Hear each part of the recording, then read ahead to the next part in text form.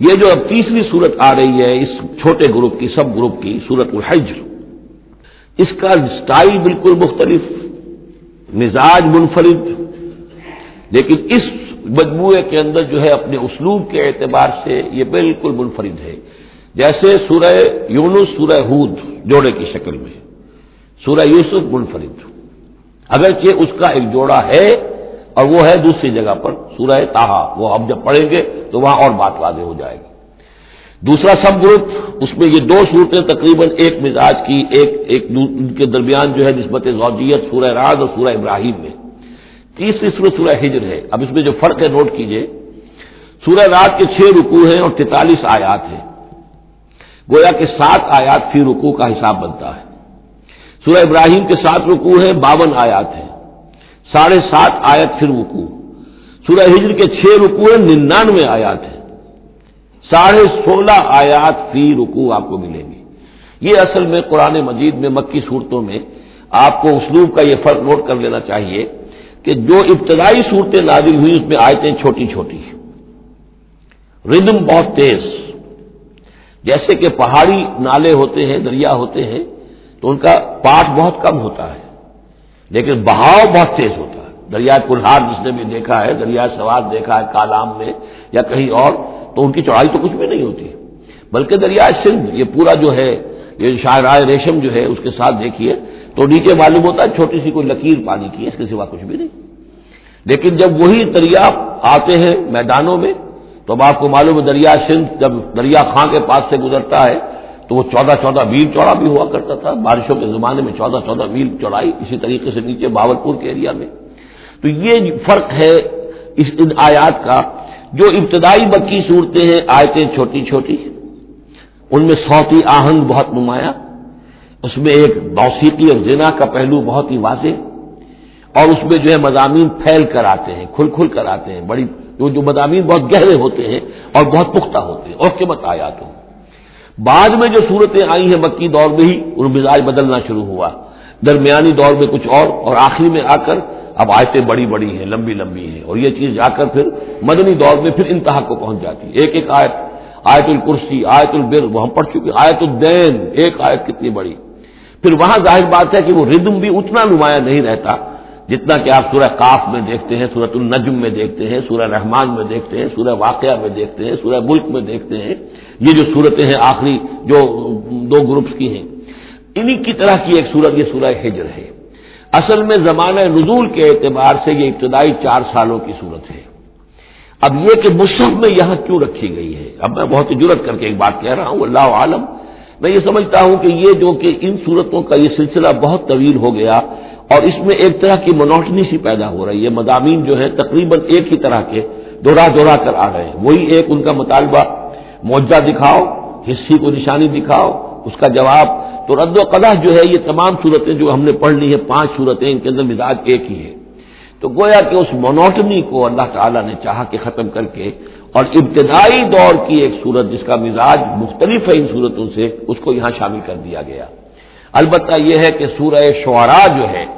میں نے آپ کو بتایا تھا کہ 227 آیتیں ہیں اس کی، کل 14 رکوع ہے، تقریباً یہی اوسط بنے گا اس کا، 16-17 آیتیں ہر رکوع کے اندر۔ سورہ شعراء اس سے بہت مشابہ ہے اس سورہ ہجر کا مضمون۔ دوسری بات یہ نوٹ کر لیجئے کہ یہاں پر خاص طور پر وہ جو میں نے آپ سے عرض کیا تھا کہ جو پاروں کی تقسیم ہوئی ہے اس میں کوئی حکمت پیش نظر نہیں رکھی گئی، اور یہ دور صحابہ میں تھا بھی نہیں۔ اب دیکھیے کہ سورہ ہجر کی صرف ایک آیت ہے کہ جو 13ویں پارے میں شامل ہے، اور اس کے بعد پوری سورت جو ہے ربما یود الذین کفروا، یہ پوری جو ہے دوسرے پارے 14ویں پارے کے اندر ہے۔ یہی سورت ہم دیکھ آئے ہیں سورہ ہود کے اندر۔ سورہ ہود کی صرف چند آیتیں ہیں کہ جو 11ویں پارے میں تھی،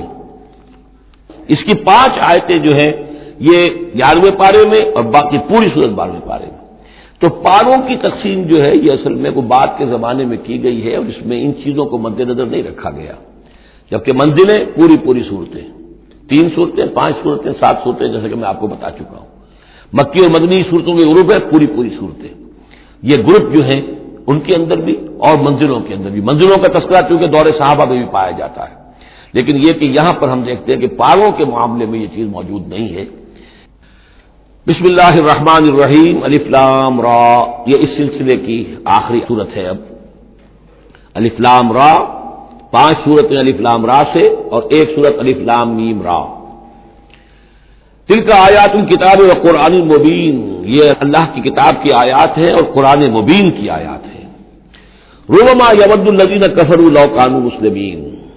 ایک وقت آئے گا کہ وہ لوگ کہ جنہوں نے کفر کیا تھا حسرت کے ساتھ کہیں گے کاش کہ ہم اسلام لے آتے، وہ وقت آئے گا، ان کا کفر ان کے لیے حسرت بن جائے گا۔ ذرہم یاکلوا ویتمتعوا، اے نبی چھوڑیے ان کو، نظر انداز کر دیجئے، اپنی توجہ ان کی طرف سے ہٹا لیجئے، یہ کھا پی لیں، تمتع کر لیں، فائدہ اٹھا لیں، زمین کے اندر رہ کر جو کھانا پینا ہے، جو چرنا چگنا ہے کر لیں۔ وَيُلْهِهِمُ الْعَمَلُ، اور امیدیں ان کو غافل کیے رکھیں۔ یہ جو یلہہم العمل ہے، الہا یلہی الہاءً، غافل کر دینا۔ حدیث میں آتا ہے ما قل وکفا خیر مما کثر والہا، اگر کوئی شے کم ہے لیکن کفایت کر جائے، آپ کی ضرورت پوری ہو جائے، یہ اس سے کہیں بہتر ہے کہ زیادہ ہو اور وہ غافل کر دے۔ اگر زیادتی ہے، فراوانی ہے، رزق کی سر و سامان موجود ہے، ہر چیز، کوئی ضرورت کبھی اٹکتی نہیں، تو اللہ یاد نہیں آئے گا، اللہ سے غفلت ہو جائے گی۔ اس سے بہتر یہ ہے کہ ضرورت تو پوری ہو جائے، کسی کے سامنے دستے سوال دراز نہ کرنا پڑے، لیکن یہ ہے کہ اس سے زیادہ نہ ہو کہ تاکہ غفلت نہ ہو۔ ما قل وکفا خیر مما کثر والہا، الہاکم التکاثر، وہ صورت مبارکہ ذہن میں رکھیے۔ وَيُلْهِهِمُ الْعَمَلُ، طول عمل کہلاتا ہے، یہ انسان لمبے لمبے نقشے بناتا چلا جاتا ہے، میں یوں کروں گا، پھر ایسے کروں گا، پھر اس طرح کروں گا، پھر اس سے یہ کہ وہ کارخانہ بنا لوں گا، پھر ایک اور کارخانہ بنا لوں گا، یا یہ کہ اپنے پروفیشن کے اندر یہ کام کروں گا، اس طرح آگے بڑھوں گا، اسی میں مگن رہتا ہے، زندگی ختم ہو جاتی ہے۔ فسوف یعلمون، تو عنقریب انہیں معلوم ہو جائے گا اور انہیں حقیقت جو ہے ان پر منکشف ہو جائے گی۔ وما اہلکنا من قریۃ الا ولہا کتاب معلوم، اور ہم نے کسی بھی بستی کو ہلاک نہیں کیا مگر یہ کہ اس کا وقت معین تھا، لکھا ہوا، اس سے پہلے وہ عذاب نہیں آیا۔ ما تسبق من امت اجلھا وما یستاخرون، اور جب وہ وقت آ جاتا تھا تو نہ کوئی امت وہ اس سے پہلے آگے بڑھ سکتی تھی اور نہ وہ پیچھے کر سکتے تھے، وہ وقت معین ہے اللہ کا، تو نہ وہ پیچھے کر سکتے ہیں نہ امت آگے بڑھ سکتی ہے۔ وَقَالُوا يَا أَيُّهَا الَّذِي نُزِّلَ عَلَيْهِ الذِّكْرُ إِنَّكَ لَمَجْنُونَ، اور بڑی ڈھٹائی کے ساتھ انہوں نے کہا اے وہ شخص جس کا یہ گمان ہے کہ اس پر ذکر نازل ہوا ہے، یہ ترجمہ میں کر رہا ہوں ورنہ لفظی ترجمہ کیا ہوگا، اے وہ شخص جس پر ذکر نازل کیا گیا ہے، انک لمجنون، ہمارے نزدیک تو تم مجنون ہو، تمہارا دماغ خراب ہو گیا ہے، تم پر جن کا عصیق کا سایہ آ گیا ہے، یا تمہارا دماغی توازن صحیح نہیں رہا۔ لہذا باب محاورہ ترجمہ ہوگا اے وہ شخص، قالوا یا ایھا الذی، اے وہ شخص جو یہ سمجھتا ہے، جس کو یہ زوم ہے، جس کا گمان ہے، نزل علیہ الذکر، کہ اس پر اللہ کی طرف سے الذکر نازل ہوا ہے، یاد دہانی نازل ہوئی ہے، انک لمجنون، ہمارے نزدیک تو تم دیوانے ہو گئے ہو، معاذ اللہ ثم معاذ اللہ۔ لو ما تاتینا بالملائکۃ ان کنت من الصادقین، کیوں نہیں لے آتے فرشتوں کی فوج ہمارے سامنے اگر تم سچے ہو۔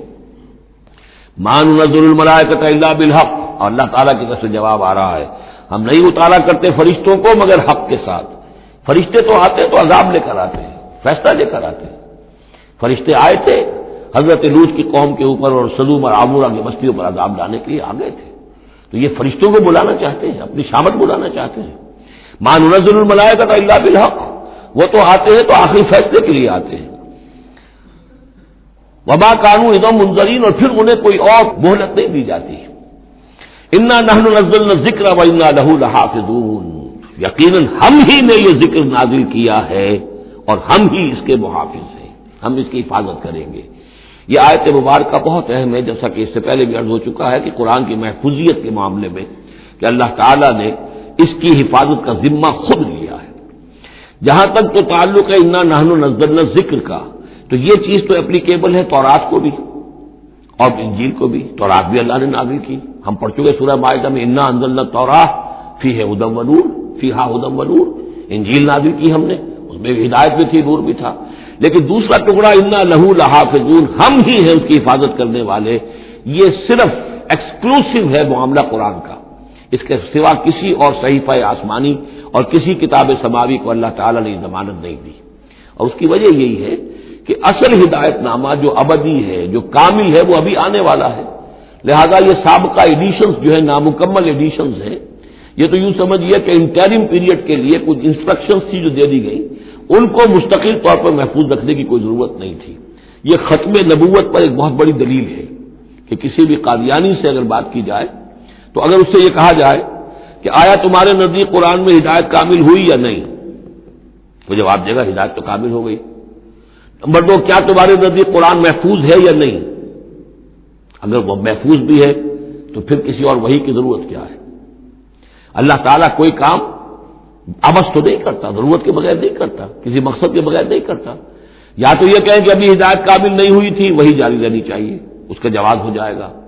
یا کہیں کہ کامل تو ہو گئی تھی قرآن میں لیکن وہ تو ضائع ہو گئی تھی، محفوظ نہیں رہی، تب بھی وحی کی کھڑکی جو ہے اس کے کھلے رہنے کا جواز پیدا ہوگا۔ لیکن اگر کوئی شخص ان دونوں باتوں کو نہ مانے بلکہ اعتراف کر لے کہ ہدایت قرآن میں کامل ہو گئی اور یہ کہ وہ محفوظ بھی ہے، تو پھر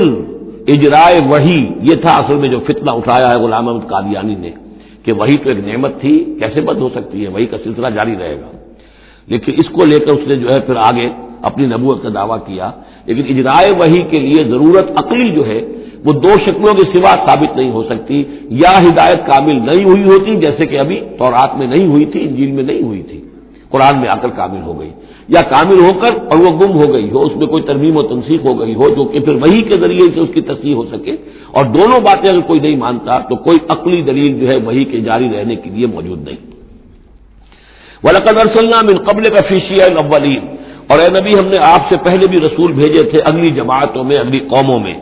یہ شیعہ اس علیحدہ ہو جانے والے، کیونکہ قومیں بڑھتی چلی گئی نسلوں کے اندر، حضرت نوح علیہ السلام کی قوم تقسیم ہو گئی، ان کے 3 بیٹوں سے نسلیں بنتی چلی گئی، تو یہ گویا کہ شائع ہونا، علیحدہ ہونا، پھیل جانا، پھیلتی چلی گئی۔ وما یاتیہم من رسول الا کانوا بہ یستہزئون، اور نہیں آیا ان کے پاس کوئی بھی رسول، جب بھی کبھی آیا مگر وہ استہزاء کرتے رہے، تمسخر کرتے رہے۔ کذالک نسلکہ فی قلوب المجرمین، اسی طریقے سے ہم اس کو چبو دیتے تھے مجرموں کے دلوں کے اندر، مجرموں کے دلوں میں جا کر وہ چبھ جاتی تھی، وہ سمجھ لیتے تھے کہ حق ہے لیکن چونکہ ان کے مفادات پر زد پڑتی تھی تو استہزاء کرتے تھے۔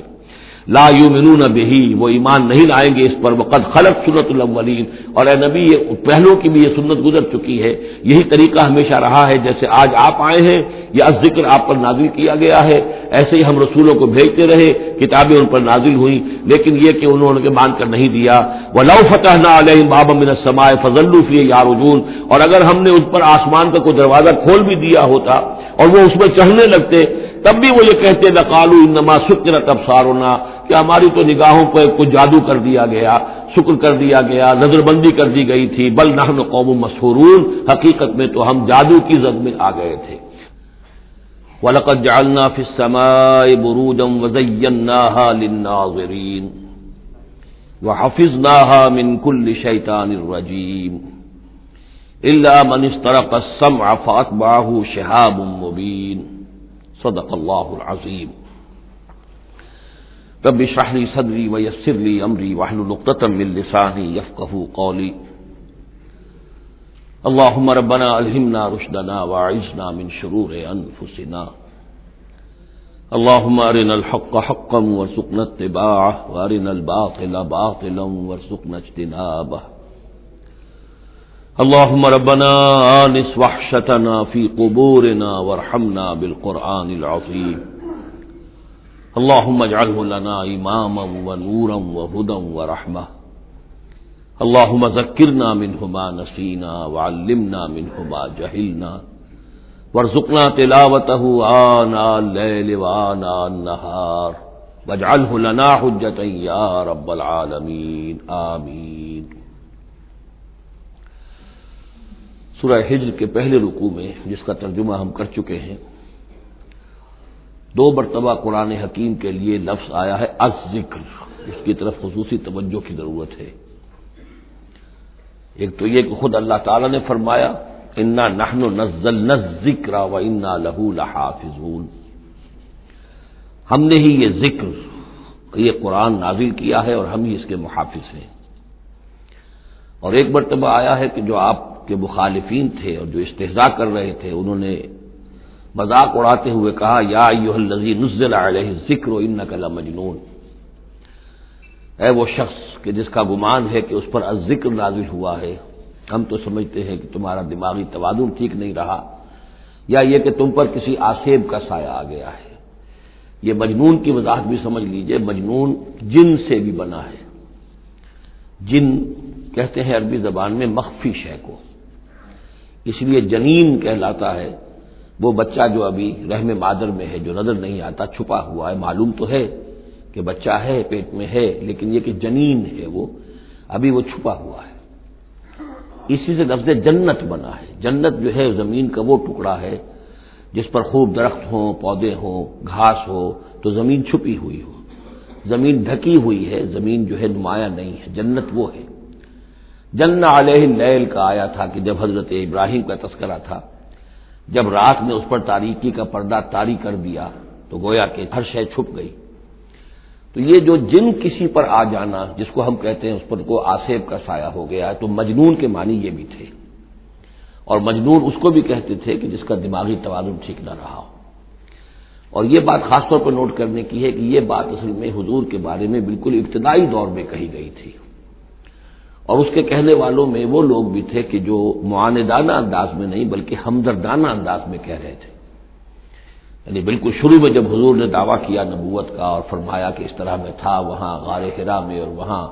فرشتہ آیا ہے، جبرائیل آیا ہے، تو بہت سے لوگوں کو گمان ہوا کہ معلوم ہوتا ہے کہ کوئی بدروح، کوئی آسیب کا سایہ ہو گیا ہے انہیں۔ تو اس حوالے سے اس میں صرف مخالفت ابھی نہیں تھی، بلکہ اس میں ان کے لیے واقعتاً ایک بالکل چونکہ نئی بات تھی، لہٰذا یہ کہنے کا معاملہ جو ہے اس پہلو سے بھی تھا کہ اچھے بھلے آدمی تھے، ہم سوچتے تھے کہ واقعی یہ کئی دن جا کے مراقبے کرتے ہیں، اب یہ رہتے ہیں وہاں غار میں اکیلے تنہا دن رات، تو کہیں کچھ ہو نہ جائے تو معلوم ہوتا کچھ ہو گیا، تو کوئی نہ کوئی جنون کا عارضہ ہو گیا ہے یا جن کا سایہ ہو گیا۔ تو اس لفظ کو بھی سمجھ لیجیے، اور جو بتانا تھا وہ یہ ہے کہ سورہ نون جو کہ بالکل ابتدائی دور میں نازل ہوئی ہے، جس کا نام سورہ قلم بھی ہے، 29ویں پارے کی دوسری سورت، اس میں بھی یہی بات جو ہے کہی گئی ہے۔ اسی کے حوالے سے میں آپ کو بتا رہا ہوں کہ یہ سورہ مبارکہ جو ہے بالکل ابتدائی دور کی صورتوں میں سے ہے، اسی مشابہت کی وجہ سے۔ قرآن مجید کا ذکر ہونا اس معنی میں ہے، کئی مرتبہ واضح کر چکا ہوں کہ قرآن کا فلسفہ یہ ہے کہ جو ایمانی حقائق ہیں، خاص طور پر اللہ کی ذات کا علم اور اس کی صفات کا علم، وہ روح انسانی کے اندر موجود ہے، بس صرف اس پر ظہور کا پردہ طاری ہو گیا۔ جیسے آپ کو کوئی چیز پہلے معلوم تھی، اب یاد نہیں رہی، معلوم تھی لیکن اب بھول گیا۔ بھولنے کا مطلب کیا ہے کہ وہ آپ کی یادداشت کے ذخیرے میں کہیں نیچے اتر گئی ہے۔ وہ حافظ خانہ جو ہے، ہر انسان کی میموری جو ہے، اب اس کے نہ معلوم کتنے تہخانے ہیں، ان میں کسی نچلے تہخانے میں جا کر چھپ گئی ہے، وہ آپ کے شعور کی سطح پر نہیں ہے۔ تو کوئی چیز جس کا اس سے تعلق ہو، وہ اگر سامنے آئے گی تو فوراً وہ چیز یاد آ جائے گی۔ ایک دوست سے سال ہو گئے ملاقات نہیں، کبھی خیال بھی نہیں آیا، بھول گئے آپ اس کو، لیکن اچانک کبھی اس نے کوئی رومال آپ کو دیا تھا، کوئی قلم دیا تھا، آپ نے ٹرنک میں رکھا ہوا تھا، ٹرنک کھولا، وہ قلم یا رومال دکھائی دیا، فوراً دوست یاد آ گیا۔ تو یہ قلم یا یہ رومال جو ہے یہ آیت ہے، یہ نشانی ہے، اس نشانی سے آپ کو ایک بھولی بسری بات یاد آ گئی۔ اسی طرح یہ آیات آفاقیہ، آیات انفسیہ، آیات قرآنیہ، یہ آیات ہیں، نشانیاں ہیں یاد دلانے کے لیے، تاکہ اللہ یاد آ جائے۔ حقیقت میں اللہ تعالیٰ کا علم اور اللہ کی معرفت سوئی ہوئی ڈورمنٹ پوزیشن میں، ڈورمنٹ کنڈیشن میں ہماری روح میں موجود ہے۔ تو الذکر، دی ریممبرنس یا دی ریمائنڈنگ، یہ اصل میں وہ چیزیں کہ جو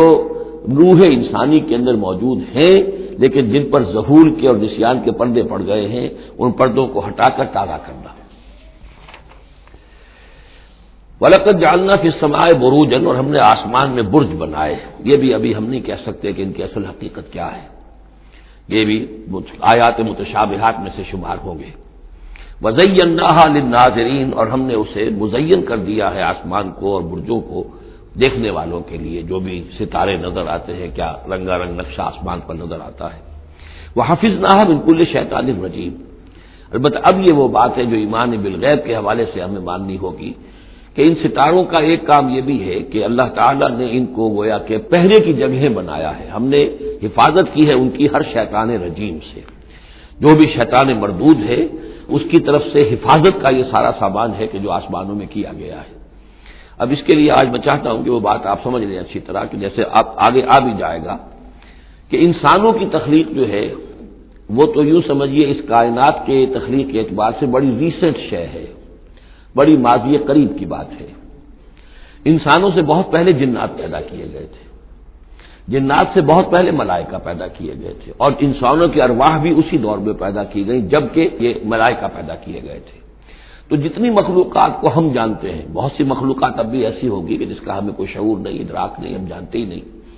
جیسے ابھی ہمیں ریسنٹلی معلوم ہوا وائرس بھی کسی بلا کا نام ہے، اس سے کچھ پہلے ہمیں معلوم ہوا بیکٹیریا بھی کسی چیز کو کہتے ہیں، ورنہ یہ کہ ان چیزوں کا کوئی علم ہمیں نہیں تھا۔ ابھی پتہ نہیں اور کیا کیا چیزیں ہیں کہ جو ظہور میں آنے والی ہیں، لیکن جو چیزیں بھی آج تک ہم جانتے ہیں ان میں یوں سمجھیے کہ جن ہستیوں میں خود شعوری ہے، سیلف کانشسنس، وہ تین مخلوقات ہیں صرف، ملائکہ، جنات اور انسان۔ باقی جو حیوانات ہیں زمین کے اوپر، چاہے وہ بر کے ہیں یا بحر کے ہیں یا ہوا کے ہیں، فضا کے ہیں، پرندے ہوں یا زمین پر چلنے والے خشکی کے جانور ہوں یا دریا میں اور سمندر کے اندر جو بھی حیوانات ہیں، مچھلیاں ہیں یا اور جاندار ہیں، ان سب میں شعور تو ہے، خود شعوری نہیں ہے۔ البتہ یہ کہ ترتیب یہی ہے کہ پہلے جنات پیدا کیے گئے اور وہ چونکہ آگ سے پیدا کیے گئے تھے، تو ان کے اندر پوٹینشیل جو قوت ہے وہ ہم انسانوں کے مقابلے میں بہت زیادہ ہے، اور ان کی رسائی اس کائنات میں بہت دور تک ہے۔ بس میرا یہ گمان ہے، باقی چیزیں تو میں خاص وثوق سے کہہ رہا ہوں، لیکن میرا گمان یہ ہے کہ جو سولر سسٹم ہے، کیونکہ ہماری اس پوری جو فیملی ہے، یہ خاندان ہے، جو یہ سولر سسٹم ہے، سورج کا کنبہ کہلاتا ہے، تو اس کا جو منبع سرچشمہ ہے وہ سورج ہے، اور معلوم ہوتا ہے کہ اسی کی آگ سے اور اسی کی لپٹ سے اور جنات کی تخلیق ہوئی ہے۔ تو یہ جنات، سولر سسٹم پورا کا پورا جو ہے وہ جنات کے دائرے میں داخل ہے، وہ اس میں آ جا سکتے ہیں۔ اس کے لیے انہیں کسی راکٹ کی ضرورت نہیں، کسی مشین کی ضرورت نہیں، کسی اور ذرائع کی ضرورت نہیں، بلکہ اس کی استعداد ان کے اندر موجود ہے۔ یہ پھر اپنی اس استعداد سے فائدہ اٹھا کر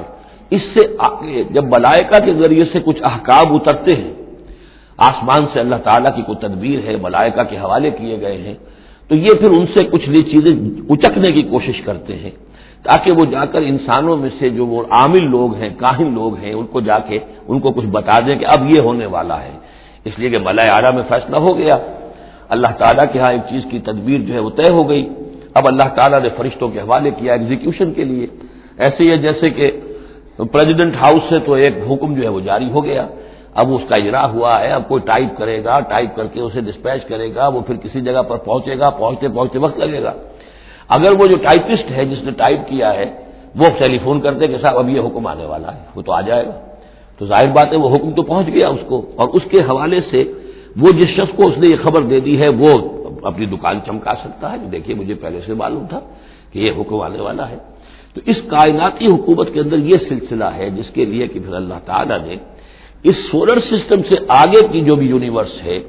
اس میں، یہ میرا گمان ہے جو میں عرض کر رہا ہوں اللہ عالم، اس میں جنات کو آگے بڑھنے سے روکنے کے لیے ان ستاروں کے اندر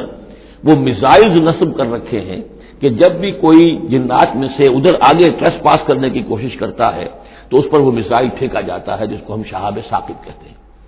یہ ہے پورا نظام کہ جو یہاں ہمارے سامنے آ رہا ہے۔ تو اس کی یہ حقیقت بہت حد تک تو یوں سمجھیے کہ ایمان بالغیب، کل من عند ربنا، ہمارے رب کے طرف سے ہے، ہم اس پر ایمان رکھتے ہیں، لیکن اب کسی نہ کسی حد تک یہ چیزیں جو بھی ہماری سائنٹیفک اب جو ارتقا ہو رہا ہے، ترقی ہو رہی ہے، اس کے ساتھ کسی نہ کسی درجے میں کورابوریشن ہو جاتی ہے۔ وَحَفِظْنَاهَا مِن كُلِّ شَيْطَانٍ رَجِيمٍ، اور ہم نے حفاظت کر لی ہے ان آسمانوں کی ان شیاطین سے کہ جو مردود ہیں، إِلَّا مَنِ اسْتَرَقَ السَّمْعَ، سوائے اس کے کہ جو کچھ چرا کے لے بھاگا، مطلب یہ کہ فرشتہ نازل ہو رہا ہے اور فرشتے کے ساتھ احکام بھی ہیں، چونکہ وہ نوری ہے یہ ناری ہے، نور اور نار کے درمیان فاصلہ بہت تھوڑا ہے، بہت قرب ہے، لہذا اس کی بدولت اسی وجہ سے یہ جن تھا عزازیل، لیکن فرشتوں کے ساتھ اس کا اٹھنا بیٹھنا تھا، انہی میں شامل تھا، اسی لیے ان کی جو آپس میں جو ان کا قرب ہے اس کی وجہ سے فرشتوں سے کوئی اچک لیتے ہیں۔ الا من استرق السمع، اگر کسی نے کوئی چیز سن لی اور سن کر وہ بھاگا، فاتبعہ شہاب مبین، تو اس کا پیچھا کرتا ہے ایک انگارہ چمکتا ہوا۔ یہ مثائل ہیں کہ جو اللہ تعالیٰ نے نصب کیے ہوئے ہیں۔ والارض مددناها، اور زمین کو ہم نے پھیلا دیا جیسے بستر پھیلایا جاتا ہے، والقینا فیہا رواسیا، اور اس میں ہم نے لنگر ڈال دیے۔ یہ پہاڑ جو ہے قرآن مجید بار بار کہتا ہے کہ زمین کا جو اسٹیبلائزنگ ایفیکٹ ہے ان پہاڑوں کا زمین کی حرکت کے دوران۔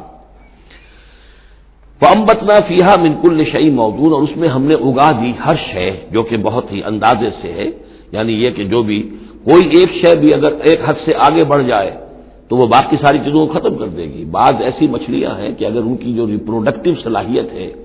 جتنے ان کے انڈے ہوتے ہیں وہ سب انڈے جو ہے وہ مچھلیاں بن جائیں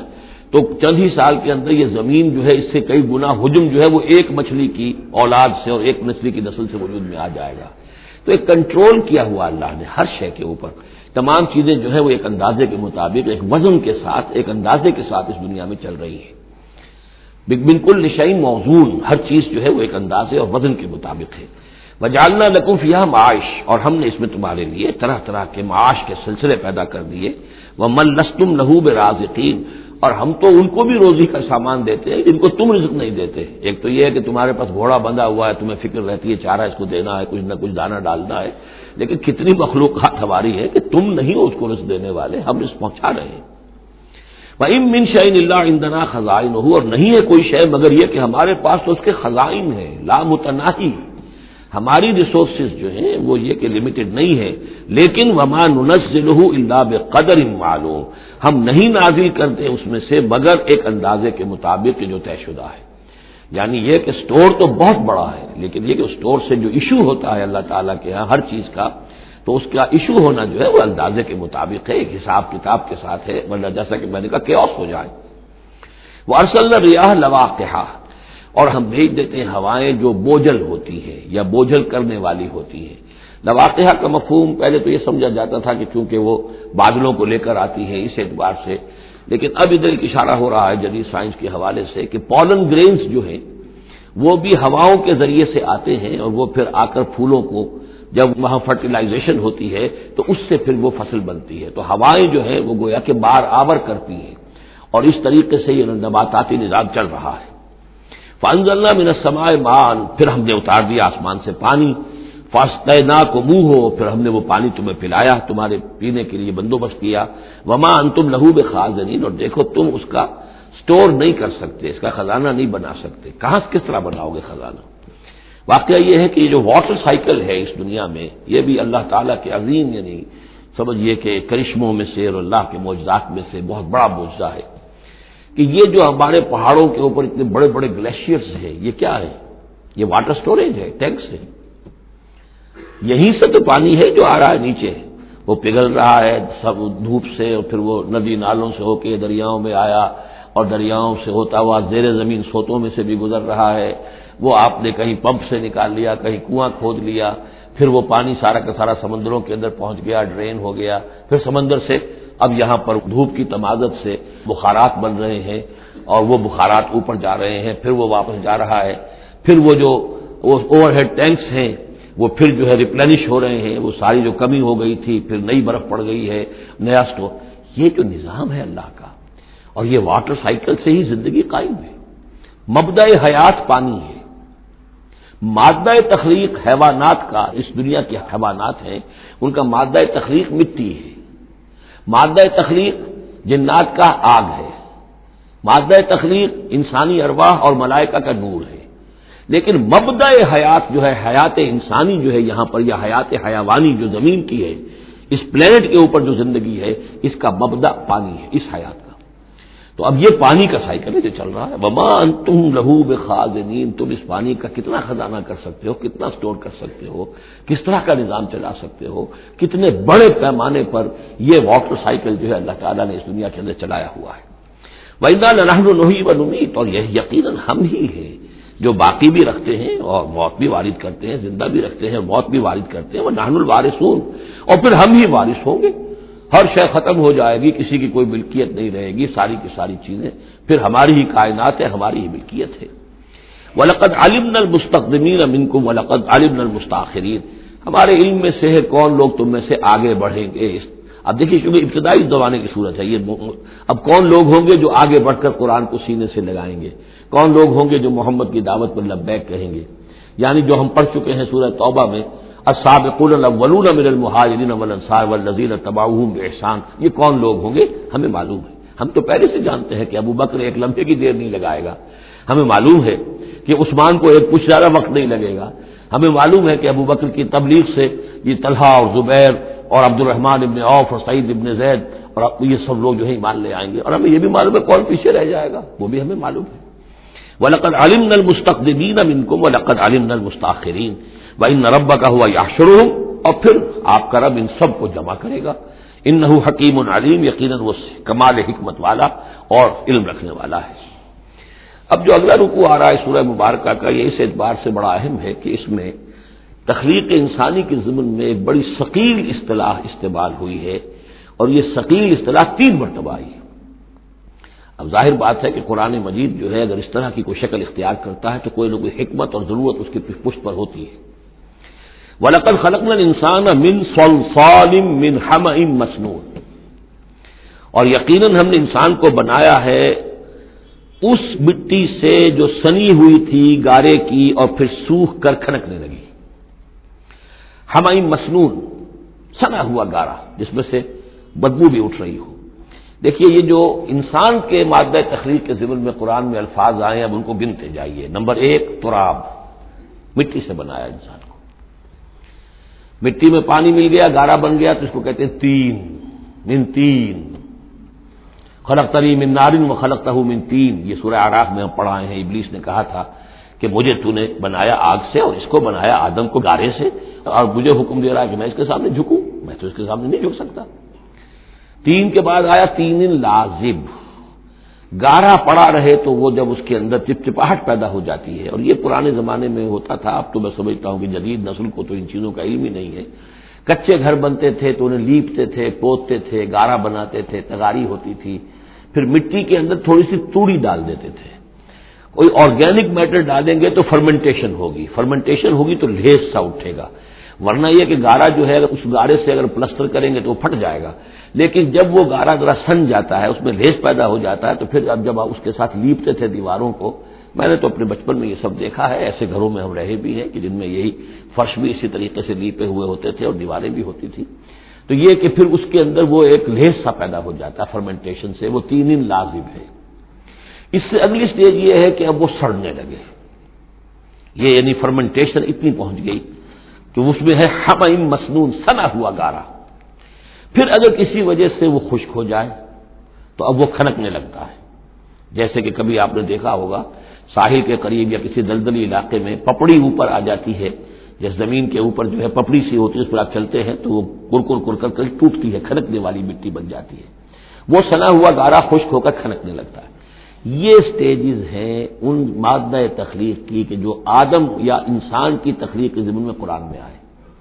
حالانکہ ایک لفظ بھی کفایت کر سکتا تھا، مٹی سے بنایا، تین سے بنایا، گارے سے بنایا، پھر تین لازم سے بنایا، پھر حمیم مسنون سے بنایا، من صلصال کالفخار سے بنایا، اور صلصال من حمیم مسنون، پھر صلصال کالفخار آخری سٹیج ہے، وہ ایسے بجنے لگا جیسے کہ اب یہ جو ہے وہ آئے گا سورہ رحمان میں۔ تو اس سے یقیناً کورابریشن ہو رہی ہے کہ جو بھی ایوولوشن کا جو بھی نظریہ آیا ہے،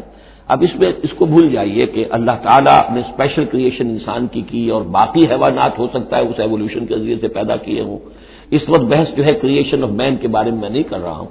لیکن یہ کہ سائنس نے بھی ایک تو یہ بات بتائی کہ یہ ساری حیات حیواناتی جو بھی زمین پر ہے یہ مٹی سے بنی ہے، گویا کہ متفق گردید رائے بو علی بارائے من، قرآن اور سائنس متفق ہو گئے۔ پھر یہ کہ اس میں مٹی کے اندر گارے کی شکل بنی، پانی ملا، مبدأ حیات پانی ہے، قرآن بھی کہہ رہا ہے۔ پھر یہ کہ وہ ساحلی علاقوں پر دلدل بنی اور دلدل کے اندر پھر وہ فرمنٹیشن وہاں ہوئی، اور اسی میں پھر جب وہ دراڑیں سی پڑ جاتی ہیں سمندر کے قریب دلدلی علاقے میں تو وہاں سے ان کا کہنا ہے کہ حیات کا آغاز ہوا، الجی یا امیبا حیواناتی حیات، اور یا یہ کہ نباتاتی حیات کا۔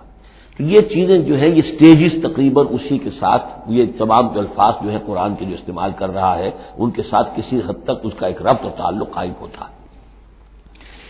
اور ہم نے بنایا انسان کو اس مٹی سے جو سڑنے کے بعد، اس گارے سے کہ جو سڑنے کے بعد سنا ہوا گارا پھر وہ کھنکنے لگا تھا سوکھ کر۔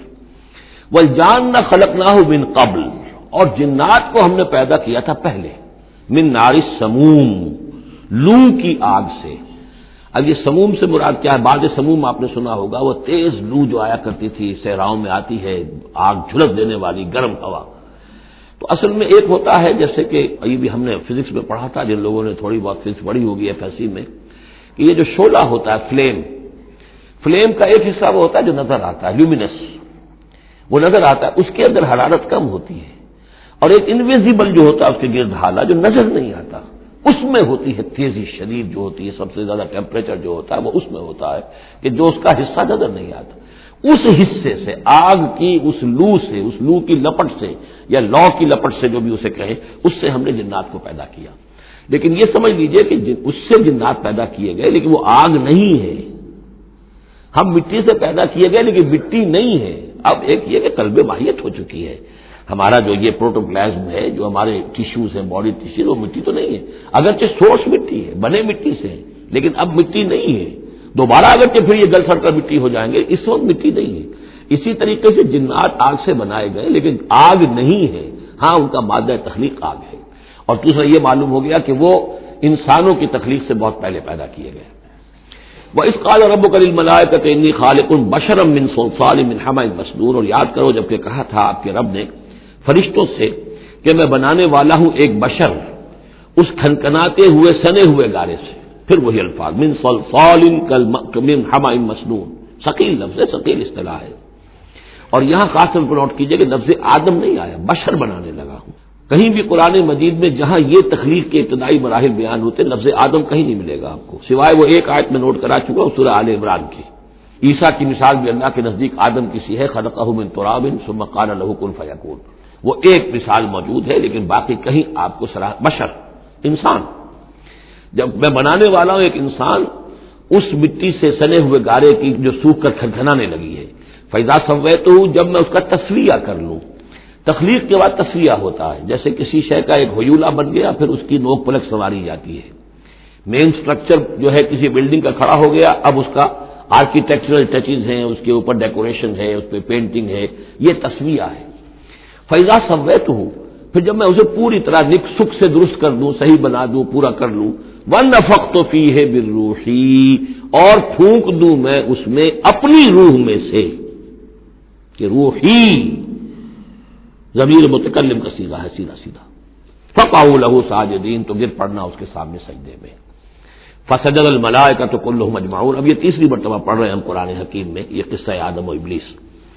تو کیا سجدہ سب فرشتوں نے، کل کے کل نے، سب نے مل کر، دیکھیے یہ جو ہے تاکید کی انتہا ہے، فرشتوں میں سے کوئی بھی مستثنا نہیں رہا، نہ جبرائیل، نہ میکائیل، نہ اسرافیل، الا ابلیس، سوائے ابلیس کے۔ اور اس میں پھر گمان ہوتا ہے کہ سر یہ بھی فرشتہ تھا، فرشتہ نہیں تھا، اس کی وضاحت سورہ کہف میں مل جائے گی۔ ابا ان یکون مع الساجدین، اس نے انکار کیا سجدہ کرنے والوں کے ساتھ ہونے سے۔ قال یا ابلیس ما لک الا تکون مع الساجدین، اللہ نے فرمایا ابلیس کیا ہوا تجھے، کیا سبب ہے، تو کیوں نہیں ہوا سجدہ کرنے والوں کے ساتھ؟ قال لم اکن لاسجد لبشر خلقته من صلصال من حمأ مسنون، اس نے کہا میرے لیے یہ روا نہیں ہے، میرے لیے ممکن نہیں ہے کہ میں سجدہ کروں اس بشر کو جس کو تو نے پیدا کیا ہے سنے ہوئے گارے سے، جبکہ وہ کھنکھنانے لگا ہوا۔ قال فاخرج منها فانك رجيم، اللہ نے فرمایا تو نکل جاؤ یہاں سے، اس میں سے نکل جاؤ، اس لیے کہ اب تم مردود ہو گئے ہو۔ وَإِنَّ عَلَيْكَ اللَّعْنَةَ إِلَىٰ يَوْمِ الدِّينِ، اور اب تم پر لعنت رہے گی یوم الدین تک، جزا و سزا کے دن تک، یوم بعث بعد الموت تک۔ قال رب فانظرنی الی یوم یبعثون، تو اس نے درخواست کی کہ پروردگار پھر مجھے ذرا مہلت دے دے، ڈھیل دے دے اس دن تک کے لیے جس دن کے یہ دوبارہ اٹھائے جائیں گے۔ قال فإنک من المنظرین، اللہ تعالیٰ نے اسی شان بے نیازی کے ساتھ فرمایا اچھا جاؤ ٹھیک ہے، تمہیں ڈھیل دے دی گئی، تمہیں یہ رخصت مل گئی، تمہیں یہ چھوٹ مل گئی، مہلت مل گئی۔ الی یوم الوقت المعلوم، اس وقت معین کے دن تک، یعنی یہ کہ اس وقت تک تم زندہ رہو گے۔ وہ ابلیس جو ہے جن، ویسے جنوں کی زندگیاں شاید انسانوں سے زیادہ ہوتی ہوں، میں نہیں جانتا کتنی ہوتی ہیں، لیکن یہ کہ کوئی اور جن نہیں ہے کہ جو اس وقت سے آج تک زندہ ہو سوائے اس ایک جن کے جس کا نام عزازیل تھا، اور یہ جن جو ہے وہ ابھی تک زندہ ہے خود اپنی اسی ذات کے ساتھ، باقی اس کی اولاد، اس کی اور نسل جو ہے، اس کی ذریت ہے، وہ اپنی جگہ ہے۔ قال رب فبما اغویتنی، اب اس نے کہا پروردگار جو تو نے مجھے گمراہ کیا، اب نوٹ کیجئے وہ گمراہی کو اللہ کی طرف منسوب کر رہا ہے۔ بما اغویتنی، تو نے جو مجھے گمراہ کیا ہے، لأزینن لهم فی الارض ولأغوینہم اجمعین، تو تو میں اب ان کو یعنی آدم کی اولاد، آدم اور حوا کی اولاد کو میں زمین میں ان کو خوب مزین کر دوں گا، زمین ان کے لیے، یہ اسی میں گم ہو جائیں گے، زمین اور اس کی چمک دمک اور اس کی رونقیں اور زیبائشیں آرائشیں ان کی نگاہوں میں کھب جائیں گی، وَلَأُغْوِيَنَّهُمْ أَجْمَعِينَ، تجھے بھول جائیں گے، یہ وہ لگ جائیں گے انہی چیزوں کے اندر، اور میں ان سب کو گمراہ کر کے چھوڑوں گا، لَأُغْوِيَنَّهُمْ أَجْمَعِينَ، سب کو، إِلَّا عِبَادَكَ مِنْهُمُ الْمُخْلَصِينَ، سوائے ان میں سے ان کے کہ جن کو تو اپنا خاص بندہ بنا لے، تو اپنا خاص بندہ بنا لے، مخلص کر لے، یہاں پہ وہی نوٹ کیجئے مخلص ہے، مخلصین، جن کو تو خالص کر لے اپنے لیے، ظاہر بات ہے کہ اس پر تو میرا زور نہیں چلے گا، باقی یہ کہ میں کسی کو چھوڑوں گا نہیں۔ قال هذا صراط علی مستقیم، اللہ تعالیٰ نے فرمایا ٹھیک ہے، یہ راستہ ہے میری طرف سیدھا، یعنی یہ میرے اور تمہارے درمیان معاملہ طے ہو گیا، میں نے تمہیں چھوٹ دی، تم اپنا زور لگا لو، جس طرح بھی چاہو بہکا لو، باقی یہ کہ ان عبادی لیس لک علیہم سلطان، میرے بندوں پر تجھے اختیار کوئی نہیں ہوگا، یعنی اختیار کسی بھی انسان پر نہیں ہے، یہ نہیں کہ جس کو اللہ نے مخلص کر لیا ہو اس پر اختیار نہیں، اختیار اسے کسی بھی انسان پر نہیں ہے۔ ان عبادی لیس لک علیہم سلطان الا من اتبعک من الغاوین، سوائے ان کے کہ جو خود تیری پیروی کرے، خود غاوین میں سے ہو، خود ان کے اندر غوا ہو، خود ان کے اندر سرکشی ہو، خود وہ جو ہے وہ اپنی نفس پرستی کی طرف مائل ہو، وہ اب تو تیری پیروی کریں گے، ان کو تو جدھر چاہے لے جا، جس کھائی میں چاہے لے جا کے ان کو پھینک دے، اور جس جہنم کی جس وادی میں چاہے ان کو گرا دے، مجھے اس سے دلچسپی نہیں، لیکن یہ کہ میرے کسی بندے پر تجھے اختیار حاصل نہیں ہوگا۔ وَإِنَّ جَهَنَّمَ لَمَوْعِدُهُمْ أَجْمَعِينَ، اور پھر جہنم ہی ان سب کا ٹھکانہ ہوگا، سب کا، جو بھی تیری پیروی کریں گے۔ لہا سبعۃ ابواب، اس جہنم کے 7 دروازے ہیں، لِكُلِّ بَابٍ مِّنْهُمْ جُزْءٌ مَقْسُومٌ، اور ان میں سے ہر دروازے کے لیے ہم نے ایک اس کا نصیب مقرر کر رکھا ہے کہ اتنے جن اتنے انسان اس سے جائیں گے، ہو سکتا ہے کہ وہ بڑے بڑے کبیرہ گناہوں کے حوالے سے کہ یہ لوگ جو ہے جو ان گناہوں میں ملوث ہوں گے وہ اس دروازے سے جائیں گے، جو ان گناہوں میں ملوث ہوں گے وہ اس سے جائیں گے، واللہ اعلم۔ ان المتقین فی جنات وعیون، اب وہی سائملٹینیس کنٹراسٹ کہ جب جہنم والوں کا تذکرہ ہوا تو متقین کا بھی، اور جو اہل تقوی ہوں گے فی جنات وعیون، وہ ہوں گے جنتوں میں، باغات میں اور چشموں میں، ادخلوها بسلام آمنین، ان سے کہا جائے گا داخل ہو جاؤ ان باغات میں پورے امن کے ساتھ، کوئی خوف نہیں، کوئی اندیشہ نہیں۔ وَنَزَعْنَا مَا فِي صُدُورِهِم مِّن غِلٍّ، یہ مضمون پہلے بھی آ چکا ہے، اور ہم نکال دیں گے ان کے دلوں میں سے جو کچھ کو دورت ہوگی، اہل ایمان کی آپس میں کوئی شکوہ، کوئی شکایت، کسی سے کوئی تکدر ہو، کوئی غل ہو، وہ ہم نکال دیں گے۔ علی سرر متقابلین، وہ بیٹھے ہوئے ہوں گے تختوں کے اوپر ایک دوسرے کے آمنے سامنے۔ جب کسی سے ناراضگی ہو تو آدمی آنکھیں چار نہیں کرتا بلکہ نظر چڑا جاتا ہے، لیکن جب کوئی ایسی بات نہیں، دل صاف ہے، تو آمنے سامنے بیٹھ کے باتیں کریں گے، سینگ آئی ٹو آئی۔ متقابلین لا یمسہم فیہا نصب، انہیں نہیں پہنچے گی اس میں نہ تو کوئی تکان، وما ہم منہا بمخرجین، نہ پھر وہ اب اس سے نکالے جائیں گے، جب اہل جنت میں داخل ہونے کے بعد کسی کا وہاں سے نکلنے کا امکان نہیں۔ نبئ عبادی، اے نبی میرے بندوں کو بتا دیجئے، انی انا الغفور الرحیم، کہ میں یقیناً غفور ہوں، رحیم ہوں۔ میری اصل شان تو یہ ہے، لیکن وان عذابی هو العذاب العلیم، میری ایک دوسری شان بھی ہے، اور وہ یہ ہے کہ میرا عذاب تو وہ بھی بہت دردناک عذاب ہے، لہذا کوئی آدمی جو ہے وہ نڈر نہ ہو جائے، نچنت نہ ہو جائے، وہ میری مغفرت کی امید بھی رکھے، میری رحمت سے آس بھی لگائے رکھے، لیکن یہ کہ میرے عذاب سے ڈرتا بھی رہے، بین الخوف والرجاء، یہ کیفیت رہنی چاہیے۔ وَنَبِّئْهُمْ عَنْ ضَيْفِ ابراہیم، اور ذرا ان کو بتا دیجئے حالات ابراہیم کے جو مہمان آئے تھے ان کے بارے میں، وہی جو پہلے ہم پڑھ چکے ہیں سورہ ہود میں۔ اذ دخلوا علیہ فقالوا سلاما، جب وہ داخل ہوئے حضرت ابراہیم کے ہاں مکان پہ آئے، انہوں نے کہا سلام۔ قال انا منکم وجلون، تو حضرت ابراہیم نے کہا کہ ہمیں تو تم سے کچھ خوف آ رہا ہے، آپ لوگ کون ہیں، ذرا اپنی آئیڈینٹی بتائیے۔ قالوا لا تخف انا نبشرک بغلام علیم، انہوں نے کہا کہ نہیں ڈریے نہیں، ہم تو آپ کو ایک بڑے صاحب علم بیٹے کی بشارت دینے آئے ہیں۔ قال بشرتمونی علی ان مسنی الکبر فبما تبشرون، تو حضرت ابراہیم نے فرمایا کہ یہ کیا بشارت آپ مجھے دے رہے ہیں، اس کے باوجود، علی یہاں علی الرغم کے معنی میں، اس کے باوجود کہ مجھ پر بڑھاپا طاری ہو چکا ہے، تو ذرا سوچ سمجھ کے بشارت دیجیے، کوئی غلطی تو نہیں لگی ہے آپ کو۔ قالوا بشرناک بالحق، انہوں نے کہا نہیں، ہم نے بشارت آپ کو دی ہے حق کے ساتھ، قطعی اور حقیقی بات ہے، شدنی امر ہے، یہ ہو کر رہنے والا ہے۔ فلا تکن من القانتین، تو اے ابراہیم آپ تو پھر نا امید لوگوں میں سے تو نہ ہو جائیے، مایوس نہ ہو جائیے۔ قال ومن یقنط من رحمت ربہ الا الضالون، تو حضرت ابراہیم نے کہا کہ ہاں یہ بات تو آپ صحیح کہہ رہے ہیں، اللہ تعالیٰ کی رحمت سے مایوس تو صرف وہی ہو سکتے ہیں جو گمراہ ہوں. یہ اللہ کی قدرت، اللہ کی رحمت. عین بڑھاپے میں اللہ مجھے اولاد دے دے، 87 برس کی عمر میں بیٹا دے دے، جیسے اس نے حضرت یحییٰ کی والدہ کو، جو کہ بالکل بانجھ رہی ساری عمر، اور حضرت زکریا جو ہیں بہت بوڑھے ہو چکے تھے، اسی طریقے سے معاملہ یہاں بھی ہوا ہے. قال فما خطبکم ایھا المرسلون، اب انہوں نے پوچھا کہ اے فرشتادو، اے جو بھیجے گئے ہو، ایلچی ہو، تمہارا کیا معاملہ ہے؟ یعنی کس قدر جا رہے ہو، کیا قصد ہے، کیا ارادہ ہے؟ قالوا انا ارسلنا الی قوم مجرمین، ان کا کہ ہمیں بھیجا گیا ہے ایک مجرم قوم کی طرف. الا آل لوط، سوائے آل لوط، آپ لوط کے گھر والوں کو، اس کے گھر والوں کو تو ہم بچا لیں گے. انا لمنجوہم اجمعین، ان سب کو ہم بچا لیں گے، نجات دیں گے. الا امرأتہ، اس میں بھی ایک استثناء ہے سوائے اس کی بیوی کے. قدرنا انہا لمن الغابرین، ہم نے یہ اندازہ کر لیا ہے کہ وہ جو ہے پیچھے رہنے والوں میں سے ہوگی. فلما جاء آل لوط المرسلون، تو جب یہ لوط کے گھر پہنچے یہ فرشتادے بھیجے ہوئے اللہ کی طرف سے ایلچی جو آئے تھے، قال انکم قوم منکرون، وہی بات حضرت لوط نے فرمائی کہ آپ لوگ کچھ اجنبی سے لوگ ہیں، میں آپ کو جانتا نہیں، آپ کون لوگ ہیں، کہاں سے تشریف لائے ہیں. قالوا بل جئناک بما كانوا فيه يمترون، ان کا نہیں بلکہ ہم تو وہ شے لے کر آئے ہیں آپ کے پاس جس کے بارے میں یہ یہاں کے رہنے والوں کو شک تھا.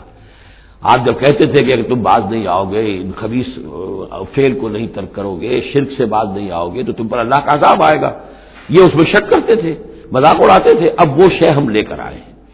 وَأَتَيْنَاكَ بِالْحَقِّ وَإِنَّا لَصَادِقُونَ، اب ہم اللہ تعالیٰ کے آخری فیصلے کے ساتھ، قطعی اور شدنی فیصلے کے ساتھ آئے ہیں، اور ہم سچے ہیں، جو بات ہم کہہ رہے ہیں وہ درست ہے.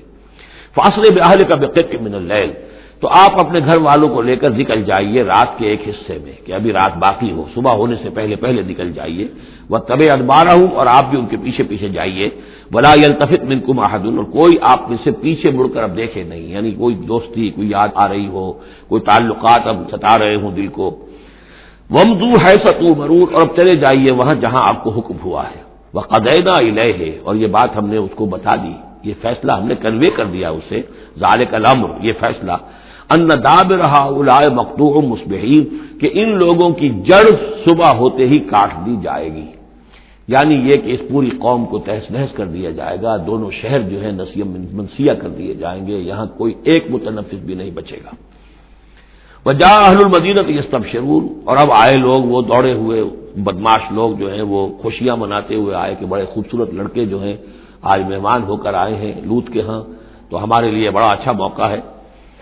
قال ان هؤلاء ضيفي فلا تفضحون، حضرت لوط نے ان سے کہا یہ دیکھو میرے مہمان ہیں، مجھے رسوا نہ کرو.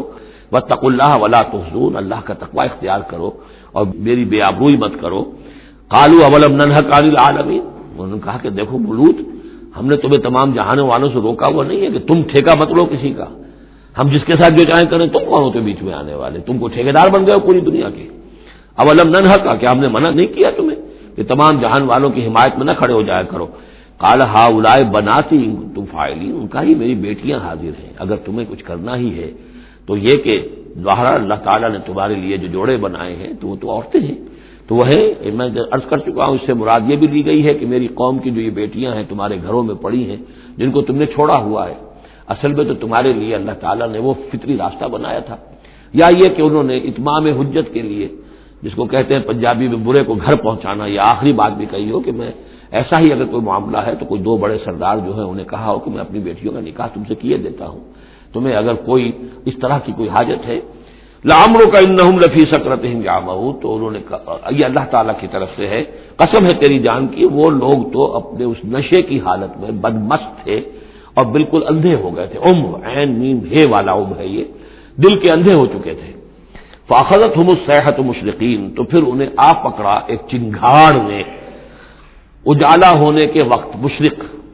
یہ مشرق نہیں ہے مشرق ہے، مشرق ہے اجالے کی جگہ، صبح جہاں سے نکلتی ہے وہ مشرق ہے. شرق کے معنی جو ہے اصل میں وہ روشنی ہے، تو اسی سے یہ مشرقین، صبح ہونے کا وقت، سورج نکلتے وقت جب اجالے کا وقت ہوا تو ان کے ایک چنگھاڑ نے آ پکڑا. فجعلنا عالیہا سافلہا، تو ہم نے اس کے اوپر والے حصے کو نچلا بنا دیا، یعنی تل پٹ کر دیا. وہ گری پوری بستی جو ہے وہ اٹھا کر پٹک دی گئی کہ چھتیں نیچے اور اس کی جو بنیادیں تھیں وہ اوپر. وَأَمْطَرْنَا عَلَيْهِمْ حِجَارَةً مِّن سِجِّيلٍ، اور پھر ہم نے ان پر بارش برسائی، سجیل، مٹی کے کنکروں کی بارش. ان فی ذلک لآیات للمتوسمین، یقیناً اس میں نشانیاں ہیں ان لوگوں کے لیے جو حق کے متلاشی ہوتے ہیں۔ یہ جو اسم کا لفظ ہے الف سین میم، اور الف جو ہے اس میں در حقیقت جو اصل اس کا حروف اصلیہ میں سے نہیں ہے، سین میم ہے اصل، یہ ہوتے علامت، اسم کے معنی بھی علامت ہے، یہ میرا نام ہے، یہ آپ کا نام ہے، یہ علامت ہے کہ جس سے میرے نام سے آپ پہچانتے ہیں۔ تو جو لوگ علامتوں سے متوسم باب تفاعل بن جائے گا،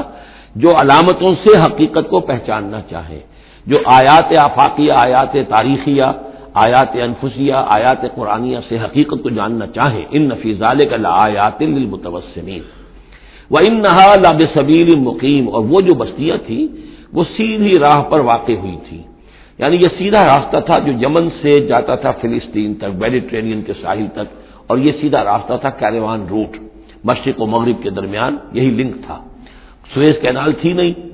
اور ابھی یہ راستہ جو تھا round the Cape of Good Hope, یہ تو کہیں جا کر 1498 میں واسکو ڈی گاما نے تلاش کیا ہے، تو یہ راستہ معلوم ہی نہیں تھا، سویز کینال تھی نہیں، تو ساری جو مشرق اور مغرب کی ٹریڈ ہوتی تھی وہ یہ تھی کہ ہندوستان اور چین اور یہ جاوا ملایا وغیرہ جو ہے یہ ہند چینی کے جتنے یہ سب سامان آتا تھا یمن کے ساحل پر، یورپ کے سارے ممالک کا سامان آ جاتا تھا شام کے ساحل پر، فلسطین کے ساحل پر، اب ان دو کے درمیان یہ قافلے چلتے تھے، یہ کیروانز تھے کہ جو ان جہاں سے لے کر سامان ادھر، ادھر کا سامان ادھر، یہ راستہ ہے امام مقیم، سبیل المقیم اس کو کہا گیا، سیدھا راستہ، سیدھی شاہراہ، اسی پر یہ اصحاب ہجر کے بھی مسکن تھے، اسی پر پھر یہ اصحاب مدین کے بھی تھے، اور یہ بستیاں بھی اسی راستے پر واقع ہوئی تھیں۔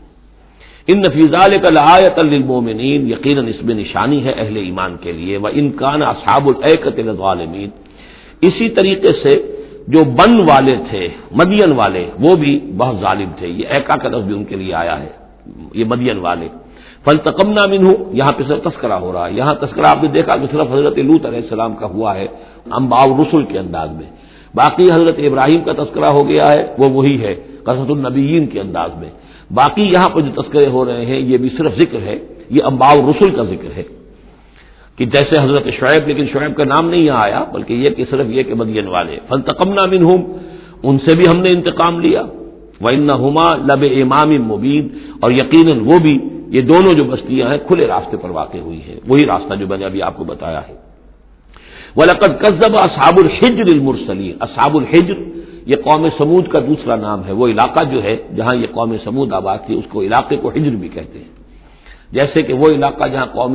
عاد آباد تھی اسے احقاف کہتے ہیں، اس علاقے کا نام احقاف تھا، قوم کا نام عاد تھا، جو رسول بھیجے گئے وہ ہود تھے، اس علاقے کا نام حجر ہے، قوم کا نام سمود ہے، جو رسول بھیجے گئے وہ حضرت صالح تھے علیہ الصلوۃ والسلام۔ وَلَقَدْ كَذَّبَ أَصْحَابُ الْحِجْرِ الْمُرْسَلِينَ، اسی طرح ہجر والوں لوگوں نے بھی، اس علاقے کے لوگوں نے بھی جھٹلایا بھیجے ہوں کو، رسولوں کو، ان میں سے بہت سے نبی ہوں گے، پھر بعد میں اللہ نے آخری جو ہے حضرت صالح علیہ السلام کو بھیجا رسول کی حیثیت سے۔ وَآتَيْنَاهُمْ آیَاتِنَا، انہیں ہم نے اپنی آیات دی، ان کو تو خاص طور پر جو ہے وہ اتنی حصی نشانی دکھائی گئی، ایک وہ جو اونٹنی کا معاملہ حضرت صالح کی اونٹنی کا معجزہ، فَكَانُوا عَنْهَا مُعْرِضِينَ، لیکن وہ ان سے منہ ہی پھیرتے رہے، اعراض ہی کرتے رہے، وَكَانُوا يَنْحِتُونَ مِنَ الْجِبَالِ بُيُوتًا آمِنِينَ، اور وہ پہاڑوں کو تراش کر اپنے لیے بڑے امن والے گھر بناتے تھے، یہ گھر آج بھی موجود ہیں، میں خود بھی ایک مرتبہ گیا ہوں اور دیکھ کر آیا اس پورے علاقے کو۔ فَأَخَذَتْهُمُ الصَّيْحَةُ مُصْبِحِينَ، تو انہیں بھی آ پکڑا ایک چنگھاڑ نے صبح کے وقت،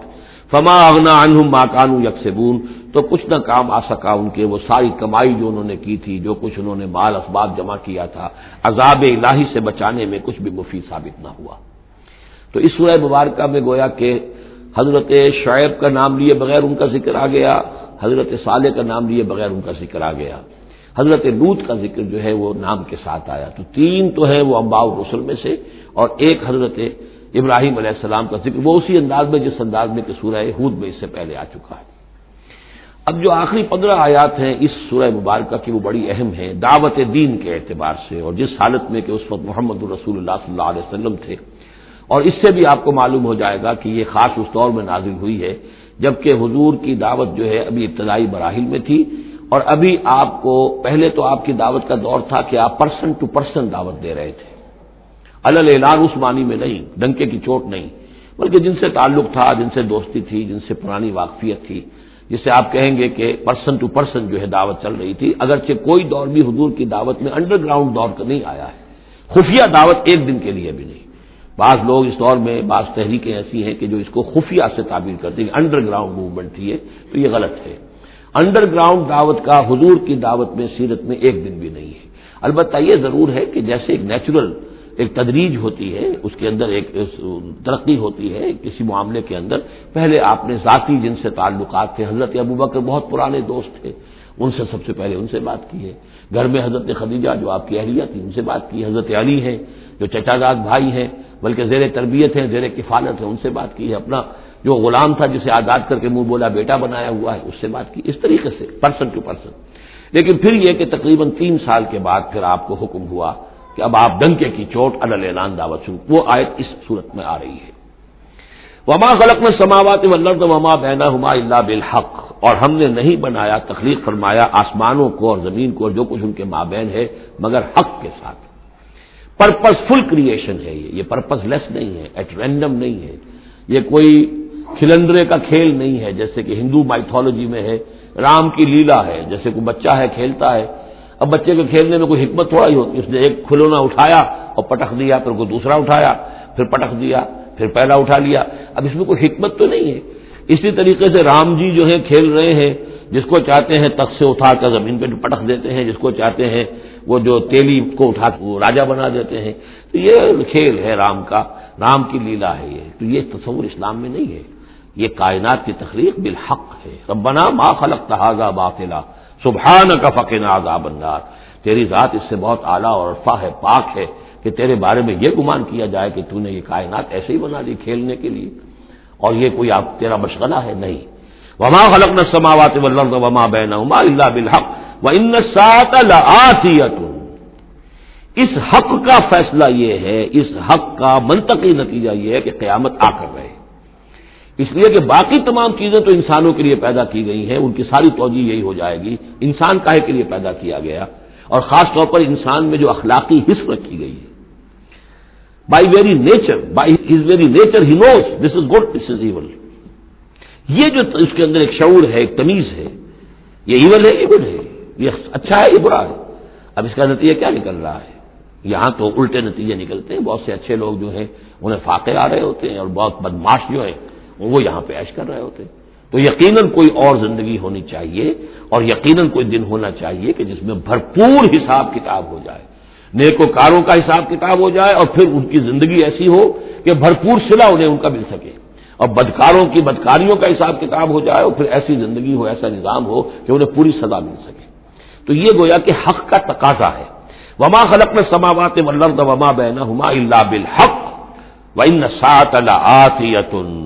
قیامت آ کر رہے گی۔ فاصفح الصفح الجمیل، تو اے نبی آپ ذرا ابھی خوبصورتی کے ساتھ درگزر سے کام لیجیے، یعنی یہ کہ یہ مجرم کہیں بھاگ کے نہیں چلے جائیں گے، ہماری پکڑ سے نکل نہیں جائیں گے، قیامت آئے گی، ایک کیفر کردار کو پہنچ جائیں گے۔ ابھی آپ ذرا تحمل کیجیے، صبر سے کام لیجیے۔ فاصفح الصفح الجمیل، ابھی ہماری مرضی اس میں ہے کہ ہم ان کی رسی دراز کریں، یہ جو کچھ کہہ رہے ہیں برداشت کر لیجیے، سن لیجیے، سنا انسنا کر لیجیے،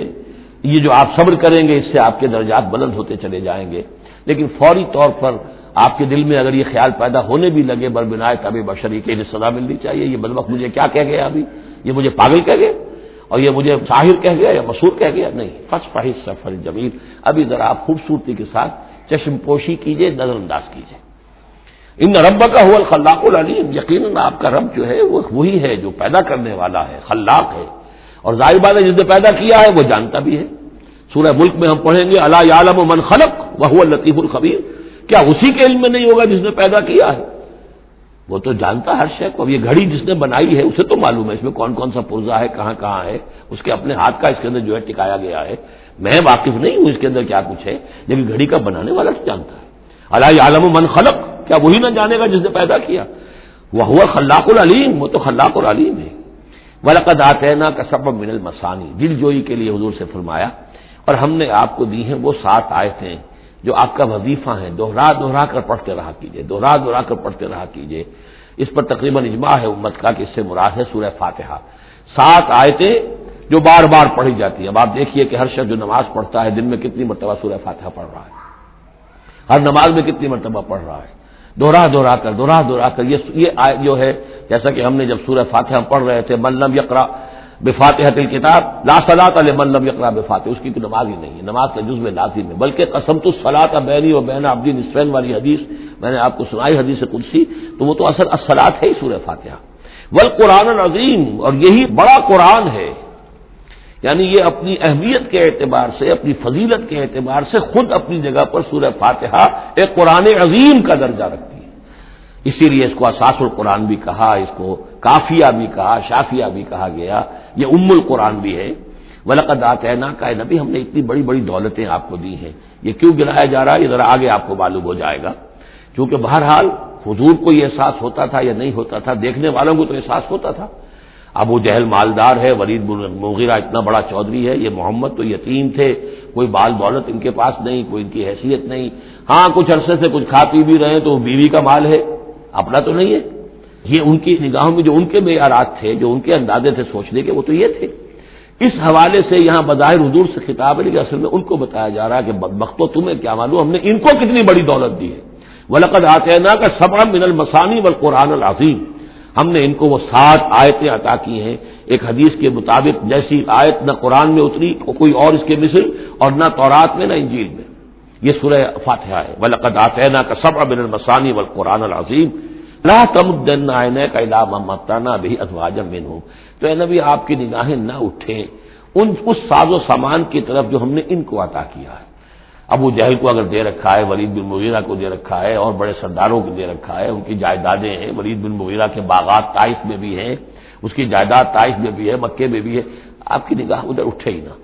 پرے کاہ کے برابر، جیسا کہ ایک حدیث میں آتا ہے کہ دنیا مافیہ کی حیثیت اگر اللہ کی نگاہ میں ایک مچھر کے پر کے برابر بھی ہوتی تو اللہ کسی کافر کو ایک گھونٹ پانی بھی اس دنیا سے نہ دیتا۔ جو اللہ کا ماننے والا اور جاننے والا، اللہ کو جاننے والا ہو، تو اس کی نگاہ میں تو پھر اس دنیا و مافیہ کی وہی وقت ہونی چاہیے، وہ متاثر نہ ہو یہاں کی چمک دمک سے، آپ کی نگاہ اٹھے ہی نہ۔ لا تمدن عینیک الی ما متعنا بہ ازواجا منہم، ان کو جو ہم نے دے رکھا ہے ساز و سامان اور زیبائش اور آرائش جو ہے، آپ کی نگاہیں ادھر نہ اٹھے۔ ولا تحزن علیہم، اور اب دیکھیے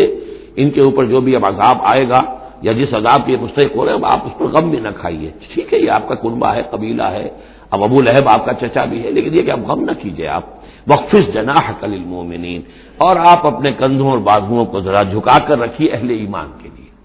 یہ ہمارے فقراء جب آتے ہیں، یہ جو غلام طبقے سے جو لوگ آئے ہیں، یہ لوگ جو گرے پڑے طبقات سے تعلق رکھتے ہیں، جب یہ آپ کے پاس آئیں تو آپ ان کا استقبال کیجیے۔ فَقُلْ سَلَامٌ عَلَيْكُمْ كَتَبَ رَبُّكُمْ عَلَىٰ نَفْسِهِ الرَّحْمَةَ، تو اس انداز میں ان کا استقبال کیجیے، ان کے سامنے تواضع کیجیے، ان کے سامنے اپنے کندھوں کو جھکائیے۔ وَاخْفِضْ جَنَاحَكَ لِلْمُؤْمِنِينَ، یہی مضمون ایک مرتبہ پھر سورہ طٰہٰ کے اندر آئے گا۔ وَاخْفِضْ جَنَاحَكَ لِمَنِ اتَّبَعَكَ مِنَ الْمُؤْمِنِينَ، اہل ایمان یہ جو آپ کی پیروی کر رہے ہیں، آپ اپنے ذرا کندھے ان کے سامنے جھکا کر رکھیے۔ یا یہ حکم دیا گیا ہے اولاد کو والدین کے بارے میں، اگلی صورت میں آ جائے گا سورہ بنی اسرائیل میں، کہ ان کے لیے اپنے کندھوں کو، اپنے بازوؤں کو ذرا جھکا کر رکھا کرو، والدین کے سامنے تن کر نہ کھڑے ہو، کندھے جو ہیں اٹھے ہوئے ہیں، بلکہ کندھے ذرا دبا کر۔ وَاخْفِضْ جَنَاحَكَ لِلْمُؤْمِنِينَ وَقُلْ إِنِّي أَنَا النَّذِيرُ الْمُبِينُ، اور کہہ دیجئے کہ میں تو صرف خبردار کرنے والا ہوں، کھلا خبردار کرنے والا، میری اس کے سوا کوئی ذمہ داری نہیں ہے۔ كَمَا أَنزَلْنَا عَلَى الْمُقْتَسِمِينَ، جیسے کہ ہم نے نازل کیا ہے ان پر کہ جنہوں نے تقسیم کر لیا ہے، الذین جعلوا القرآن عزین، قرآن کو انہوں نے بوٹیاں بنا لیا ہے، اس کو توڑ کے ٹکڑے کر دیا ہے۔ اب اس کے اندر دو رائے ہیں، ایک تو یہ کہ اس قرآن سے مراد یہی قرآن ہے، اور مذاق اڑایا کرتے تھے لوگ، یہ جو بھی تھے ابو جہل اور اس کے ساتھی، بھائی فلاں سورت تو میری ہے، وہ تمہیں لے جاؤں گا، وہ فلاں سورت جو محمد کہتا ہے وہ تم لے جانا، وغیرہ وغیرہ، آپس میں وہ تقسیم کرتے تھے ہنسی مذاق میں۔ تو اس حوالے سے انہوں نے قرآن کو بوٹیاں بنا کر اپنے اندر تقسیم کرنا شروع کر دیا ہے۔ ایک رائے یہ ہے، مجھے وہ زیادہ قرین قیاس معلوم ہوتا ہے کہ قرآن کے لفظ کا اطلاق تورات پر بھی ہوا ہے، کہ یہ قرآن وہ ہے جو محمد پر نازل ہوا صلی اللہ علیہ وسلم۔ ولا بالذی بین یدیہ، ایک اور جگہ ہم آگے چل کر دیکھیں گے، وہ قرآن جو اس سے پہلے تھا، اور وہ گویا کہ تورات تھی، اللہ کی کتاب۔ تو جس طریقے سے تورات کے ٹکڑے ٹکڑے کر دیے تھے یہود نے، اور قراطیسا تجعلونہ قراطیسا تبدونہا وتخفون کثیرا، یہ ہم پڑھ چکے ہیں سورہ انعام کی آیت نمبر 91 میں۔ تو جیسے کہ ٹکڑے ٹکڑے کر کر اور کچھ حصہ ظاہر کیا، کچھ چھپایا، تو ان دونوں کی رائے ہے وہ میں نے آپ کے سامنے پیش کر دی۔ فوربک لنسألنہم اجمعین، تو تیرے رب کی قسم اے محمد صلی اللہ علیہ وسلم، ان سب کو ہم جمع کر کے رہیں گے، نسألنہم اجمعین، ہم ان سے پوچھ کر رہیں گے. یہ لفظ وہی آ گیا ہے فلنسألن الذین ارسل الیہم ولنسألن المرسلین، یہ جو سورہ اعراف کی آیت نمبر 6 تھی. ہم لازماً پوچھ کر رہیں گے ان سے بھی جن کی طرف رسولوں کو بھیجا گیا، اور ان سے بھی کہ جن کو رسول بنا کر بھیجا گیا. فوربک لنسألنہم اجمعین، تو آپ کے رب کی قسم ہم ان سب سے پوچھ لیں گے، حساب کتاب لے لیں گے. یہ تھوڑے سے وقت کی بات ہے، آپ ذرا صبر کیجئے. اما کانوا یعملون، جو کچھ کہ یہ کر رہے تھے. فاصدع بما تؤمر، یہ ہے وہ آیت. اب ڈنکے کی چوٹ علی الاعلان کہیے جس چیز کا آپ کو حکم ہوا ہے. یہ جب حکم آیا حضور کو تو پھر آپ کوہ صفا پر کھڑے ہوئے، اور پھر آپ نے وہاں، اگرچہ ظاہر بات ہے کہ اس کا کوئی امکان نہیں تھا کہ آپ ننگے ہو جاتے، لیکن جو وہاں کا رواج تھا وہ یہ تھا کہ اگر کسی شخص کے پاس کوئی ایسی خبر آتی تھی کہ فلاں قبیلے کے لوگ جو ہیں آج رات ہمارے اوپر حملہ کریں گے، شب خون ماریں گے، اب کیسے لوگوں کو بتائیں؟ کوئی کمیونیکیشن ماس میڈیا تو ہے نہیں، کیسے خبر دیں، کیا کریں؟ تو وہ یہ کرتا تھا کہ وہ شخص کپڑے اتار کے معذر ذات برہنہ ہو کر کسی اونچی جگہ کھڑا ہو جاتا تھا تاکہ ہر طرف سے لوگ دیکھ لیں کہ ایک ننگا آدمی کھڑا ہے. نذیر عریان کہتے تھے اسے، ننگا خبردار کرنے والا. اب جہاں تک اس کی آواز جا رہی ہے آواز لگاتا تھا وا صباح، ہائے وہ صبح جو آیا چاہتی ہے. اس لیے کہ صبح کے وقت ہوتے تھے حملے، یہ جس کو آج کل آپ کہتے ہیں small hours of the morning, وہ بہت غفلت کا وقت ہوتا ہے آدمی کا. صبح رات کے 2-3 بجے جو ہے ٹھنڈی ٹھنڈی نیند آئی ہوتی ہے، اس وقت وہ آتے تھے، حملہ کرتے تھے، لوٹ مار کرتے تھے، قتل کرتے تھے اور بھاگ جاتے تھے. تو وا صباح، ہائے وہ صبح جو آیا چاہتی ہے. تو اب لوگ دوڑتے تھے کہ بھائی کہاں کی خبر آئی ہے، کون ہے، کون سا قبیلہ ہے، کس کے بارے میں اطلاع ہے، اطلاع صحیح ہے غلط ہے. تو یہ ان کا رواج تھا. تو حضور نے یہ کیا، صرف ایک چیز اس میں سے نکال دی. ننگے ہونے کا سوال نہیں تھا معاذ اللہ، لیکن آپ بھی کھڑے ہو گئے کوہ صفا پر، وا صباح کا نعرہ لگایا. اب لوگ آئے دوڑے، کوئی خبر دی ہے، محمد دینا چاہتے ہیں، کوئی بات ہے، بڑی اہم کوئی بات ہے. وہاں آپ نے پھر اپنی دعوت پیش کی. تو اسی مجمع میں پھر ابو لہب نے کہا تھا تبا لک لہذا جمعتنا، تمہارے لیے ہلاکت ہو، ہمیں اس کام کے لیے جمع کیا تھا، ہم اپنے بڑے بڑے اہم کاموں میں لگے ہوئے تھے. وہ مہاجن تھا، کہیں مہاجنی سود اپنا لین دین کا حساب کر رہا ہوگا بیٹھا ہوا، میں وہ سب چھوڑ کر آیا ہوں کہ کوئی خاص اہم بات تم نے بتانی ہے، لیکن تم نے یہ کیا کیا. تو یہ ہے وہ واقعہ، اور اس سے معلوم ہو جاتا ہے کہ یہ سورہ مبارکہ جو ہے اسی دور کی، ابتدائی دور کی ہے. فاصدع بما تؤمر واعرض عن المشرکین، تو ڈنکے کی چوٹ کہیے اب جو کہ آپ کو حکم دیا گیا ہے، اور ان مشرکوں سے اعراض کیجئے، پرواہ نہ کیجئے ان کی. انا کفیناک المستہزئین، یہ جو استہزاء کرنے والے ہیں، تمسخر اڑانے والے ہیں، ہم آپ کی طرف سے ان کے لیے کافی ہوئے رہیں گے. ان کی کوئی مخالفت آپ کا کچھ مال بیکا نہیں کر سکے گی. الذین یجعلون مع اللہ الہا آخر، جو اللہ کے ساتھ ساتھ اور بھی الہ گھڑے بیٹھے ہوئے ہیں. فسوف یعلمون، تو عنقریب انہیں معلوم ہو جائے گا کہ اصل حقیقت کیا ہے اور وہ کس طرح کی گمراہیوں میں پڑے ہوئے تھے. اب وہ آیت آ گئی جس کا کئی مرتبہ میں حوالہ دے چکا ہوں، اور سورہ انعام میں خاص طور پر وَلَقَدْ نَعْلَمُ، اے نبی ہمیں خوب معلوم ہے، اَنَّكَ يَضِيقُ صَدْرُكَ بِمَا يَقُولُونَ، کہ جو کچھ یہ لوگ کہہ رہے ہیں اس سے آپ کا سینہ بھیجتا ہے. کسی نے پاگل کہہ دیا، کسی نے مجنون کہہ دیا، آصیب کا سایہ آ گیا، کوئی ہمدردی کے انداز میں آ کے کہتا ہے. عتبہ ابن ربیعہ ایک دفعہ آیا،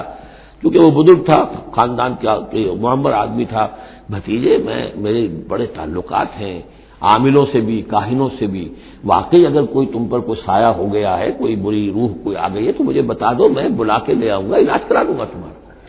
اب کوئی کچھ کہہ رہا ہے، کوئی کچھ کہہ رہا ہے. کسی نے کہا شاعر ہے، کسی نے کہا کہ ایک انہوں نے غلام پکڑ کے رکھا ہوا ہے، اجمی غلام، اسے کمرے میں بند کیا ہوا اپنے گھر کے اندر، اور وہ عالم ہے بہت بڑا جو پورے پچھلی کتابوں کا جاننے والا، اس سے ڈکٹیشن لیتے ہیں اور پھر آ کر ہم پر دھونس جماتے ہیں کہ یہ اب وہی آئی ہے. تو یہ ساری باتیں سنتے تھے حضور صلی اللہ علیہ وسلم، تو آپ کو تکلیف پہنچتی تھی، کوفت ہوتی تھی. وَلَقَدْ نَعْلَمُ، اے نبی یہ نہ سمجھیے کہ ہمیں اندازہ نہیں ہے کہ آپ کو کوفت ہو رہی ہے، آپ کو تکلیف ہو رہی ہے، آپ کا سینہ بھیجتا ہے. وَلَقَدْ نَعْلَمُ أَنَّكَ يَضِيقُ صَدْرُكَ بِمَا يَقُولُونَ، کہ جو کچھ یہ لوگ کہہ رہے ہیں اس سے آپ کا سینہ بھیجتا ہے. فَسَبِّحْ بِحَمْدِ رَبِّكَ، بس اپنے رب کے حمد میں اور تسبیح میں لگے رہیے. تسبیح کیجئے اپنے رب کی حمد کے ساتھ، اسی سے آپ کے دل کو سکون ہوگا، اطمینان ہوگا. اسی سے یہ کہ آپ کے لیے استقامت اور صبر کے راستے جو ہیں وہ کھلتے چلے جائیں گے. وَقُم مِّنَ السَّاجِدِينَ، اور سجدہ کرنے والوں میں ہو جائیے. آپ سجدہ کیجئے، تسبیح کیجئے، حمد کیجئے، اپنے رب کے ساتھ تعلق مع اللہ ہے کہ جو ان تمام سختیوں کو آپ کے لیے آسان کر دے گا. جتنا اللہ سے اپنے اس قلبی اور ذہنی رشتے کو مضبوط سے مضبوط پر بنائیں گے، اتنی ہی یہ تمام چیزیں جو ہیں آپ پر ہلکی ہوتی چلی جائیں گی۔ وَاعْبُدْ رَبَّكَ حَتَّىٰ يَأْتِيَكَ الْيَقِينُ، اور اپنے رب کی بندگی میں، پرستش میں لگے رہیے یہاں تک کہ وہ یقینی بات آ جائے۔ اور وہ یقینی بات کیا ہے؟ جو یقینی شے ہے، شدنی ہے، موت، یعنی یہ کہ تا دم آخر دم فارغ مباش، اندر ہی رہ میں تراش و میں خراش، آخری وقت تک اس بندگی میں اپنے لگے رہیے، جو بھی آخری موت جب تک آ جائے۔ یا موت سے مراد یہ بھی ہو سکتا ہے یقین سے، یقینی بات اللہ کی مدد آ جائے، اللہ کی طرف سے غلبہ حاصل ہو جائے اور اللہ تعالیٰ کی نصرت آ جائے، اللہ کا فیصلہ آ جائے، لیکن عام طور پر گمان یہی ہے کہ اس سے مراد موت ہے۔ وَاعْبُدْ رَبَّكَ حَتَّىٰ يَأْتِيَكَ الْيَقِينُ، اور اپنے رب کی بندگی اور پرستش میں لگے رہیے یہاں تک کہ وہ یقینی شے وقوع پذیر ہو جائے۔ بارک اللہ لی ولکم فی القرآن العظیم ونفعنی وإیاکم بالآیات والذکر الحکیم۔